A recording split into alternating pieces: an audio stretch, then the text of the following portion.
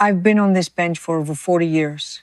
40 years of listening to lies, excuses, and sob stories. I've seen cheaters, thieves, con artists, and deadbeats parade through my courtroom. I thought nothing could shock me anymore. I was wrong. The moment that 78-year-old woman stood up and clutched that property deed to her chest, something shifted.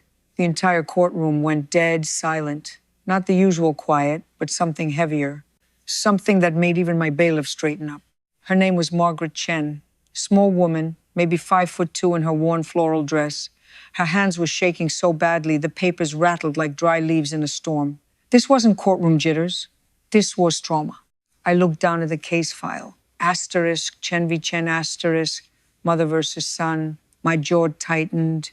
When I saw the details, elder abuse, property fraud, forged documents, I felt that old familiar anger rising from my gut. Then I looked across the aisle. Mark Chen, her son, mid-30s, wearing a crisp, tailored suit that probably cost more than his mother's monthly Social Security check. Expensive watch, catching the lights, hair perfectly styled. And beside him, Lisa Rodriguez. Designer, blazer, diamond earrings, manicured nails, drumming impatiently on the table. But it was the smirk that got me. That little curl of Lisa's lips when Margaret's voice cracked. That cold expression that said she thought she'd already won. I've been doing this long enough to know evil when I see it. And I was looking right at it. They stole my home, Margaret whispered, her voice barely louder than her breath. But in that silent courtroom, it hit like a thunderclap. They took everything. My pen stopped midair. I removed my reading glasses slowly, deliberately. My regular viewers know what that means. Somebody's about to have a very bad day. I looked at the documents spread across my bench. Transfer papers, quitclaim deeds, power of attorney forms, notarized signatures. Everything looked legitimate on the surface. But I've been reading legal documents since before Mark Chen was born. The dates were wrong. The signatures didn't match. The timeline didn't make sense. I glanced back at Margaret. She was holding a photograph, a small house with a front porch. Simple, humble, the kind of place built with love and sweat, not money. Her late husband had built that house, brick by brick. And her own son, the child she'd raised, sacrificed for, was trying to steal it. The camera operator shifted position. I could feel the audience leaning forward. Even my production crew seemed frozen. Everyone sensed it. This wasn't just another courtroom drama. I looked at Mark again. His confident posture was starting to crack. Good, let him sweat. Then Lisa, still whispering to her lawyer, still wearing that smirk. Not for long. I stacked the papers in front of me with deliberate precision. Each movement calculated, controlled. Because inside, I was furious. The kind of fury that comes from seeing something so fundamentally wrong, so morally bankrupt, that it makes you question humanity. A son stealing from his elderly mother, a real estate agent preying on a vulnerable widow, forged documents, fake witnesses, a calculated scheme to rob a 7, 8-year-old woman of the only thing she had left. In 40 years on the bench, I've seen greed in every form imaginable. But this wasn't just greed. This was depravity. I leaned back in my chair and looked directly at Mark Chen. His eyes met mine for half a second, then darted away. Coward. Mr. Chen, I said, my voice low and sharp as a blade. I've reviewed your paperwork, and we need to talk about what you've done. The courtroom held its breath. This case was going to be one for the history books, and Mark Chen was about to learn what happens when you bring fraud into my courtroom, when you steal from your own mother, when you think you can outsmart the law. Because I don't just deliver verdicts, I deliver justice. And justice, in this case, was going to hurt badly, very badly. I've learned over the years that every case has a story. If you want to understand the crime, understand the victim first. So I let Margaret Chen tell hers. She started slow, voice shaking, immigrant from Taiwan, came to America at 25 with $200, met her husband James at a church dinner. He was a construction worker. She cleaned houses. Neither spoke perfect English, but they spoke the language of hard work. I watched her hands as she talked, weathered, callous hands that told their own story. They saved for 10 years. Every penny from her 3 jobs, cleaning offices at night, laundry during the day, sewing on weekends. James worked double shifts. They had a goal, a home, their American dream, and they got it. A small 2-bedroom bungalow, nothing fancy. But James built that front porch with his own hands. Margaret planted the garden, roses, tomatoes, herbs. The neighborhood kids called her Grandma Maggie. I glanced at Mark while his mother spoke. He was staring at the table, jaw tight. Let him hear what he destroyed. Margaret's voice softened, talking about Mark's childhood, her only child, her miracle baby. She worked those 3 jobs to send him to college. James taught him carpentry on weekends, family dinners every Sunday. Mark's graduation photo still on the mantle. Then came the part that made my blood run cold. 3 years ago, James had a heart attack in the garden he loved. Margaret found him among the roses, still holding his pruning shears. Mark came to the funeral, seemed heartbroken, hugged his mother and made a promise. I'll take care of you, Mom. Always. I've heard those words before.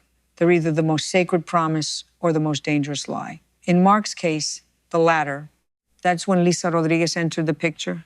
Mark met her at an open house 18 months ago. Real estate agent. Successful, he said. Margaret wanted to like her. But Lisa didn't come around for family. She came for business.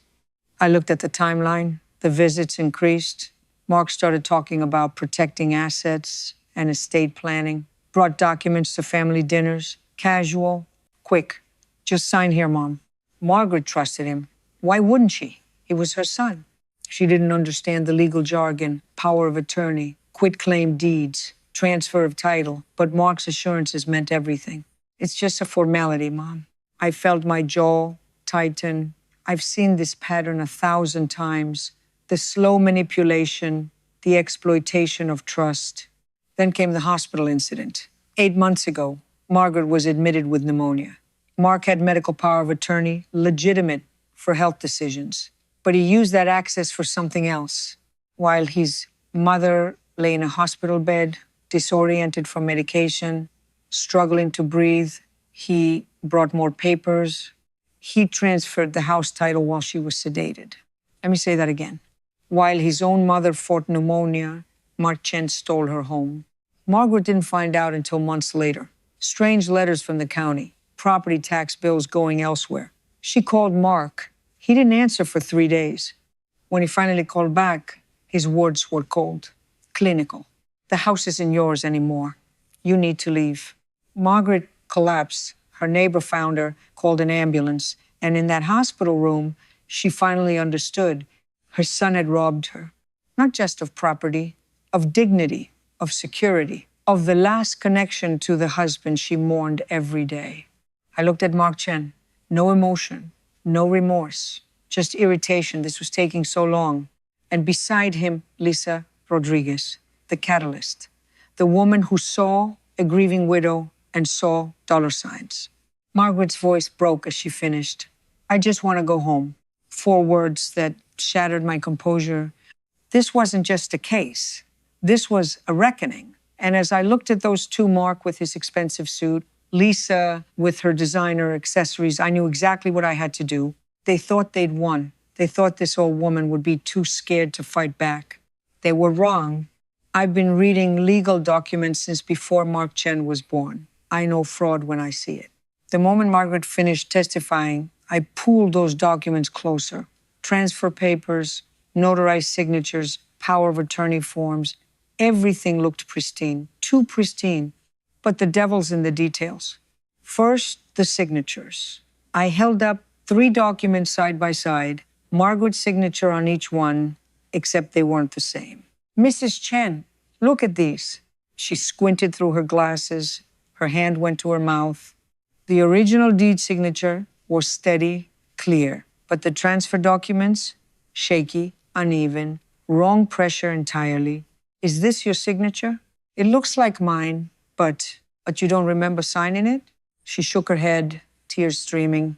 I turned to Mark. This document is dated March 15th. Where was your mother that day? His lawyer objected. I held up my hand. UCLA Medical Center, pneumonia, admitted March 14th, discharged March 18th. I pulled out medical records. Doctor's notes say she was disoriented, heavily medicated, barely coherent. I leaned forward. It's somehow she signed away her home? Mark's jaw tightened. Lisa shifted. Good. Let's discuss witnesses. California requires 2 for property transfers, Sarah Mitchell and David Park. I looked at Mark's lawyer. Are they here? They couldn't make it, Your Honor. Couldn't make it? Or don't exist? I pulled out my background check. Sarah Mitchell at this address doesn't exist. Never has. David Park? I paused. Dead for 2 years. The courtroom gasped. Margaret's hand flew to her chest. Mark stared at the table. Lisa went pale. Forged signatures. Fake witnesses. What else? The notary seal looked legitimate. But I'd called during our break. This seal number doesn't match any active California notary, either forged or stolen. I looked at Lisa. Miss Rodriguez, you know the penalty for forging notary seals? She would meet my eyes. 5 years. Felony. But the financial records were the smoking gun. I'd subpoenaed Mark's bank statements. Mr. Chen, your IT salary is $65,000 annually, correct? He nodded reluctantly. Explain these deposits. $50,000 2 weeks after the transfer. $30,000 3 weeks later, both from Rodriguez Real Estate. I looked at Lisa. Consulting fees for what? Silence. Or payment for stealing a 78-year-old woman's home? Final piece. Text messages Margaret's nephew recovered from Mark's old phone. I read them aloud. Lisa to Mark. Once she's out, we list it immediately. Mark to Lisa. She doesn't understand the paperwork. Easy. Lisa to Mark, your mom's too trusting. That's her problem. The courtroom went silent. I looked at Margaret, tears streaming, not from surprise from hearing her son's contempt. I looked at Mark. Her trust is a problem? His mask cracked, just briefly. Shame or fear, I couldn't tell. I stacked the documents, forged signatures, fake witnesses, stolen seals, financial payments, text messages proving premeditation. This wasn't miscommunication. This was systematic fraud. I leaned back, 40 years on this bench. But this? I paused. Elder abuse, theft, conspiracy. Another pause, and there will be consequences. Margaret's lawyer provided something else. Google search history from Mark's laptop, recovered during discovery. How to transfer property from elderly parent. Can power of attorney sell house? Evicting family member legally. Dated 14 months ago. This wasn't impulse, Mr. Chen. This was planned. I looked at Lisa, and you had a buyer lined up before Margaret knew anything. Purchase agreement drafted 3 weeks before the eviction notice. Selling price $680,000. Her commission $40,000. Lisa's lawyer whispered urgently. She looked like she might cry. You saw a vulnerable widow and saw profit. I turned to Mark. And you saw your mother's trust as weakness. The camera caught both their faces. Mark stone cold, Lisa breaking, but I wasn't finished. I'm referring this case to the district attorney. 4 felonies each: fraud, forgery, elder abuse, conspiracy. I looked at Margaret. She was clutching her purse, photograph of her house, visible inside. Mrs. Chen, you're about to get justice. Then back to Mark and Lisa. And you two are about to get something you richly deserve. I closed the folder, slowly, deliberately. The courtroom knew what that meant. I removed my glasses and looked at Mark Chen, then Lisa Rodriguez, both suddenly very interested in the table. 40 years teaches you one thing: silence is more powerful than shouting. I let the moment breathe. 5 seconds. 10. Nobody moved. Then I spoke. In 4 decades, I have witnessed every form of human greed. My voice was low, controlled, theft, fraud, deception. I paused. But what you two have done goes beyond greed. I looked at Mark. Mr. Chen, your mother worked 3 jobs to put you through college. She sacrificed everything so you could have opportunities she never had. Mark tried to speak. Judge, my hand went up. I'm not finished. She raised you alone after your father died, fed you, clothed you, loved you unconditionally. And when she needed you most, when she was vulnerable and grieving, You betrayed her. I let that word hang. Betrayed, that's not just criminal, that's depraved. I turned to Lisa, gripping the table, knuckles white. Miss Rodriguez, you're a licensed professional. You know the law. You know what constitutes fraud. Her lawyer touched her arm. You didn't just participate, you orchestrated it. Those text messages prove you targeted a grieving widow. You saw pain and saw profit. Now the ruling, the property transfer is void. The house is returned to Margaret Chen, effective immediately. Margaret gasped. Mr. Chen, you have 48 hours to vacate any claim. After that, you'll be arrested for trespassing. Mark's face drained of color. Financial damages. I'm awarding Mrs. Chen $15,000. I looked at both defendants. You're jointly and severally liable. You both pay. Lisa whimpered. Additionally, attorney fees, $8,500. Court costs, $1,200. Total, $24,700. Due in 30 days. But I wasn't done. Now here's where it gets serious. I'm referring this to the district attorney for criminal prosecution. Dead silence, recommended charges, elder abuse, fraud, forgery, identity theft, 4 felonies, each carrying 2 to 5 years.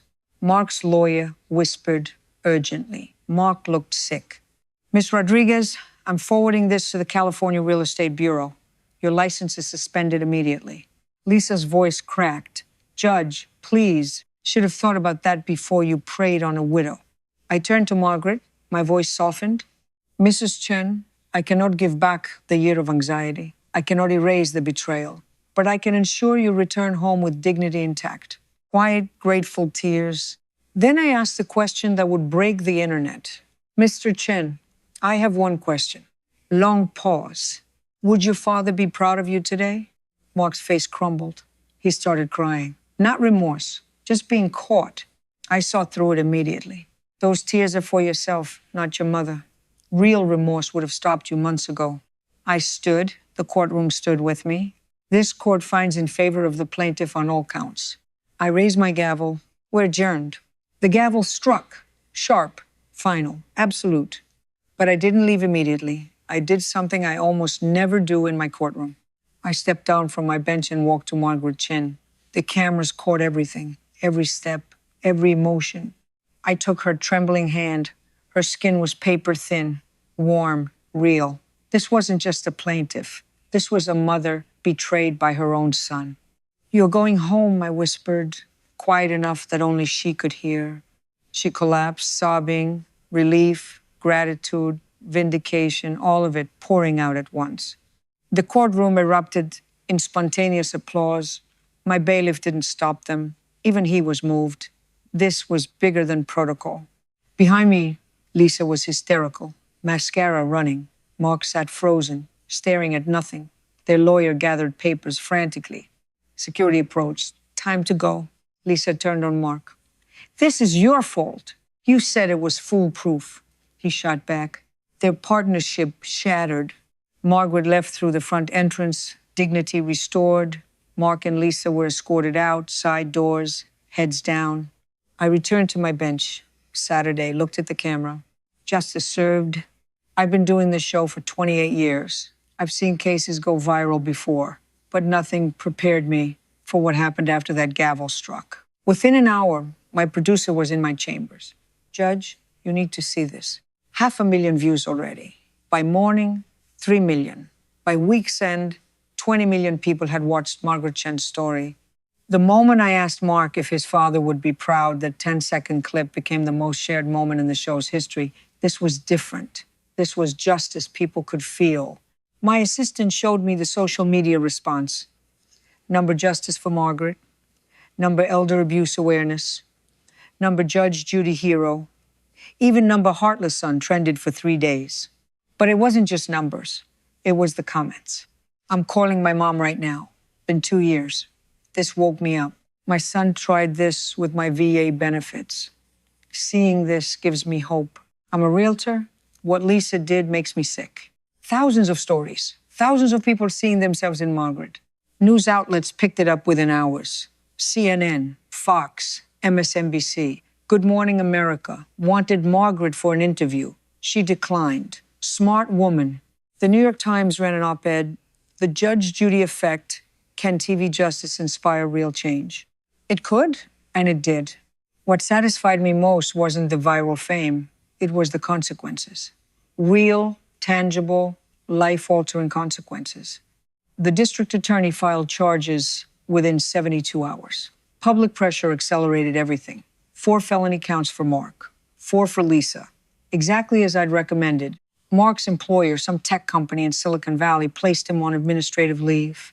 2 weeks later, terminated. Conduct detrimental to company values. His LinkedIn profile got flooded with comments before he deleted it. Every job search now led to man who stole mother's house. He was finished. Lisa's real estate license was suspended within a week. The California Real Estate Bureau moved faster than I'd ever seen.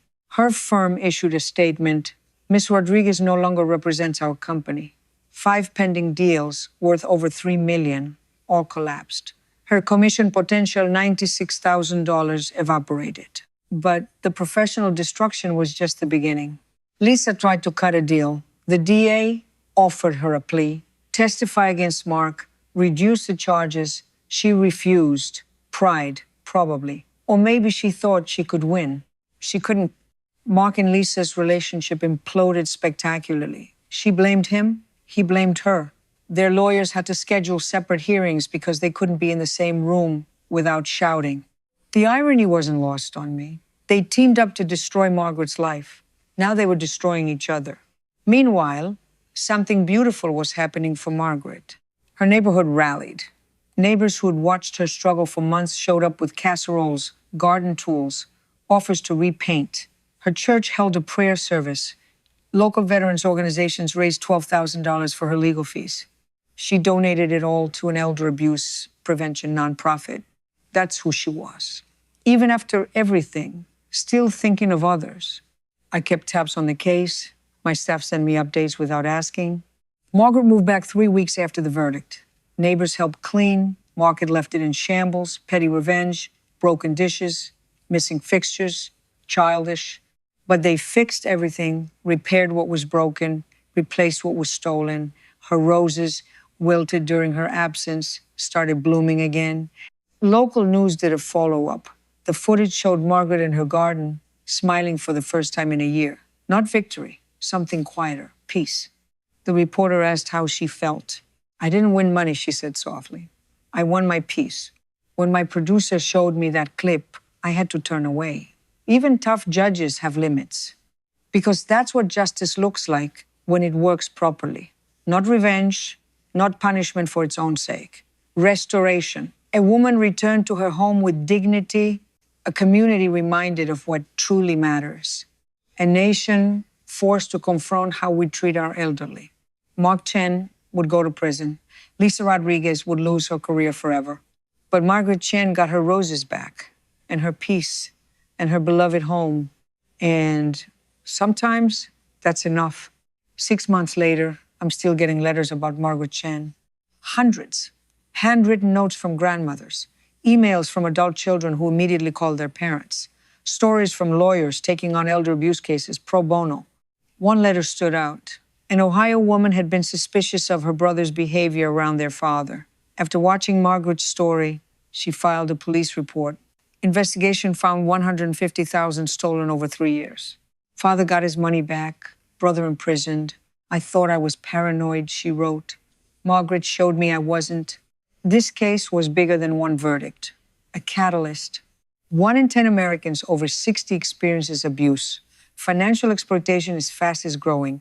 90% of abusers are family members. Only 1 in 24 cases gets reported. Margaret represented millions of silent victims.